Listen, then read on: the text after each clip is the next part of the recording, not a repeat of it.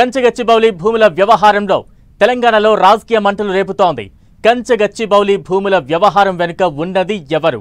కేటీఆర్ ఏ BJP ఎంపీని ఉద్దేశించి ఆ స్టేట్మెంట్ ఇచ్చారు అన్న చర్చ హాట్ టాపిక్ గా మారింది. బీజేపీ నుంచి ఉన్నది 8 మంది ఎంపీలు. అందులో ఎవరి హ్యాండ్ ఉందని అంతా అనుమానంగా చూస్తున్నారట. రాజకీయ వర్గాలతో పాటు సామాన్య జనంలో ఆసక్తి రేపుతున్న ఆ గాసిప్ ఇప్పుడు చూద్దాం.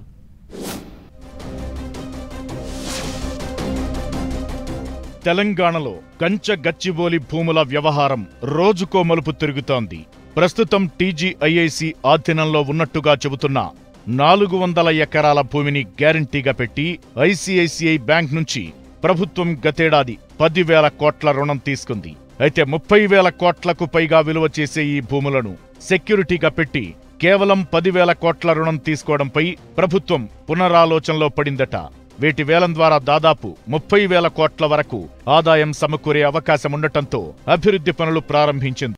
5,200 కోట్ల విలువైన భూమిని 30,000 కోట్లుగా చూపించినారు అన్నారు. ఆర్బీఐ నిబంధనలను పాటించకుండా 10,000 కోట్లు తెచ్చారన్నారు.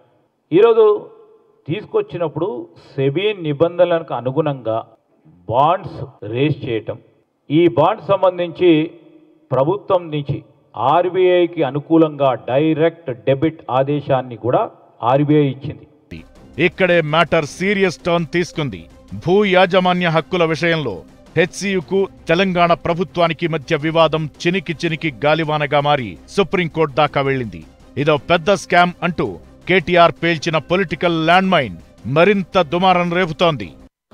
అటవీ భూమిని ఇవాళ బ్యాంకులకు కుదబెట్టి పైసలు తెచ్చినామని చెప్పి నిన్న పీసీసీ ప్రెసిడెంట్ మహేష్ గౌడ్ గారు చెప్తున్నారు.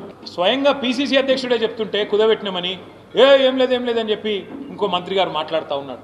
ఫస్ట్ కాంగ్రెస్ వాళ్ళు కూర్చోండి ఒక కాడ, కుదబెట్టినరా, అమ్మినరా, లేకపోతే మొత్తం దోసుకున్నారా, ప్లాట్లు కొట్టి మొత్తం లోపలనే కొట్టేసినరా, ఇదేందో కానీ మీరు మాట్లాడుకొని స్పష్టంగా బయటికి రండి, ఏం చెప్పదలుచుకున్నారు. 400 ఎకరాల కంచగచ్చిబౌలి భూముల వ్యవహారంలో సీఎం రేవంత్ రెడ్డితో పాటు ఓ బీజేపీ ఎంపీకి ఈ భూముల వ్యవహారంతో సంబంధం ఉందనే కేటీఆర్ వ్యాఖ్యలతో కమలం పార్టీలో కలవరం మొదలైందని తెలుస్తోంది.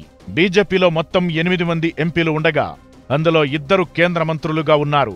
మిగిలిన 6 ఎంపీల్లో ఎవరి ప్రమేయం ఇందులో ఉందనే డౌట్ బీజేపీలో డిబేట్ పాయింట్ గా మారిందని తెలుస్తోంది. ఆ 6 ఎంపీల వైపు మిగతా రాజకీయ పార్టీలతో పాటు సామాన్య జనం సైతం అనుమానంగా చూస్తున్నారట. 170 కోట్ల రూపాయల కమిషన్ కొట్టేసింది ఈయనంటూ రాజకీయ వర్గాల్లో పెద్ద చర్చే నడుస్తోందట.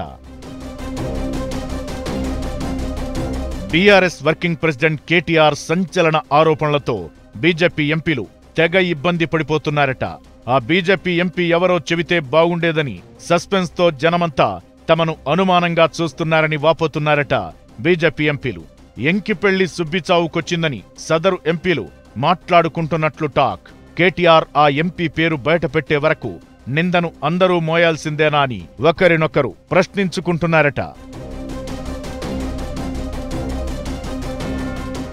అయితే ఈ సస్పెన్స్ కంటిన్యూ అవుతుందా? కేటీఆర్ ఆ ఎంపీ ఎవరో చెప్పేస్తారా? లేదంటే పొగబెట్టే రాజకీయంలో భాగంగా కేటీఆర్ ఆ కామెంట్స్ చేశారా అనేది తేలాలంటే ఇంకొన్ని రోజులు వేచి చూడాల్సిందేనేమో.